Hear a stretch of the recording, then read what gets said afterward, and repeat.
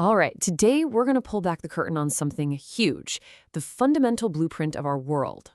So, why do nations constantly compete, team up, and sometimes go to war? It can feel like a never-ending tug of war, right? Well, what if I told you there's a hidden blueprint, kind of like an operating system for the entire world that's been running in the background for centuries? Understanding that system, well, that's the key to making sense of it all. So, to get a handle on this blueprint, we have to rewind. Let's go all the way back to the moment the rules of the game were actually written. Okay, picture this. It's the 17th century. Europe is an absolute mess, just coming out of the 30 Years' War. I mean, one of the most brutal conflicts in its history. But in 1648, when the smoke finally cleared, a peace treaty was signed. It's called the Peace of Westphalia, and it put forward this totally new idea, a real game changer that would shape the entire world for the next 400 plus years. The big idea? From now on, the world would be a system of independent states. And the cornerstone of this whole new system? It's a single word: sovereignty. It sounds complicated, but it's actually pretty simple. Think of it like this. Every state gets to be the king of its own castle. Whatever happens inside your borders is your business, period. Other countries, they're supposed to stay out of it. It's really that one principle that drew the lines on the map we see today. But this whole everyone's their own boss thing, it creates a huge central problem. I mean, if every country is in charge of itself, then who's in charge of everybody?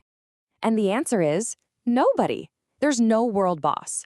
In the study of international relations, they have a special term for this situation: anarchy. Now hold on, when you hear the word anarchy, you're probably thinking of chaos, right? Riots in the streets, total mayhem.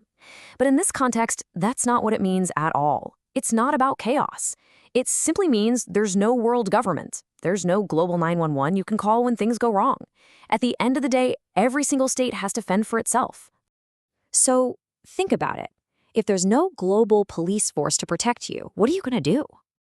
Well, that leads to something called the security dilemma. And man, it is a vicious cycle. Let's break it down.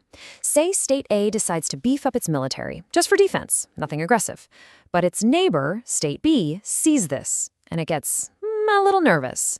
Are those new tanks really just for show? Just to be safe, State B starts building up its military. And now State A looks across the border, sees all this new hardware, and thinks, whoa, hang on, I'm the one who's threatened now. It's this endless, escalating spiral where nobody trusts anybody, even when they all started out just trying to feel safe. So you've already got this really tense system, basically primed for competition, and then a few major historical forces show up and just dump a whole tanker of gasoline on the fire. You've got four big ones that just accelerated everything. First, nationalism. Suddenly, people deeply identified with their nation, enough to fight and die for it. Then you get industrialization, which meant your factories and your economic muscle could be converted directly into military might. Then comes imperialism, which basically turned the entire planet into a giant game of Risk, with nations scrambling for colonies and resources. And finally, alliances. Ironic, right? They were supposed to make everyone feel safer, but instead they created these rigid tripwires that could set off a massive war over one tiny incident. So you mix all these ingredients together, you've got the anarchy, the security dilemma, plus all these new accelerants.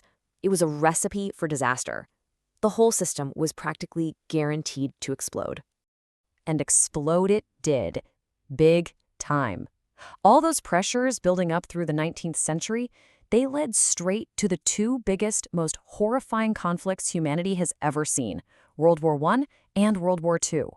These weren't just random accidents. In a way, they were a feature, not a bug, of the system's design. I mean, look at World War I. It started as a pretty small regional dust-up in the Balkans, but because of that tangled web of alliances we talked about, those tripwires, one little event set off a chain reaction that dragged almost the entire planet into a brutal war. It was the ultimate proof of just how dangerous this system could be. Okay, so after all that devastation, you'd think we'd have torn up the blueprint and started fresh, right? But did we? Is it possible that we're still running on that same old system today? Well, what came next was the Cold War.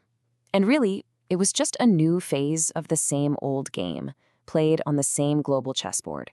It was a remix, not a rewrite. This time, instead of a bunch of great powers, you had two titans, the USA and the USSR, locked in this massive ideological struggle, capitalism versus communism.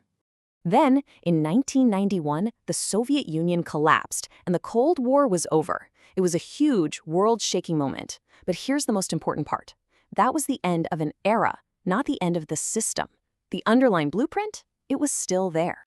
And this is the real takeaway. This is why all of this history still matters so much today.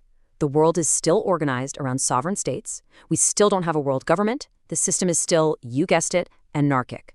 And that means every country, at its core, still has to worry about its own survival and security. That creates the exact same competitive pressures that have been around for centuries. The players might change, the technology is definitely different, but the fundamental logic of the game? It hasn't gone anywhere. So that leaves us with a pretty heavy, unsettling final thought.